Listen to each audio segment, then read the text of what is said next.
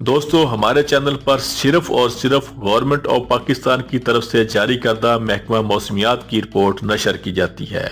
جانتے ہیں 2 نومبر بروز اتوار پورے پاکستان کے موسم کی صورتحال۔ اتوار کے روز اسلام آباد اور گردونواں میں موسم خشک جبکہ صبح اور رات کے اوقات میں سرد رہنے کا امکان ہے۔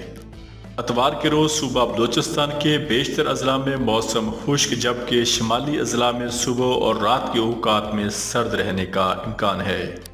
اتوار کے روز صوبہ پنجاب کے بیشتر اضلاع میں موسم خشک رہنے کا امکان ہے۔ مری، گلیات اور گردونواں میں موسم خشک رہنے کے علاوہ صبح اور رات کے اوقات میں سرد رہنے کا امکان ہے۔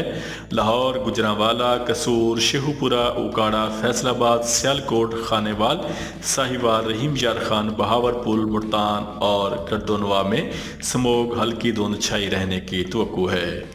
اتوار کے روز صوبہ سندھ کے بیشتر اضلاع میں موسم گرم اور خشک رہنے کا امکان ہے، تاہم جنوب مشرقی ساحلی علاقوں میں مطلع جزوی ابر آلود رہنے کی توقع ہے۔ اتوار کے روز خیبر پختونخوا کے بیشتر اضلاع میں موسم خشک جبکہ پہاڑی اضلاع میں صبح اور رات کے اوقات میں سرد رہنے کا امکان ہے، جبکہ صبح کے اوقات میں سوابی، مردان، نوشہرہ، چارسدہ، پشاور اور گردونواں میں ہلکی دھند چھائی رہنے کی توقع ہے۔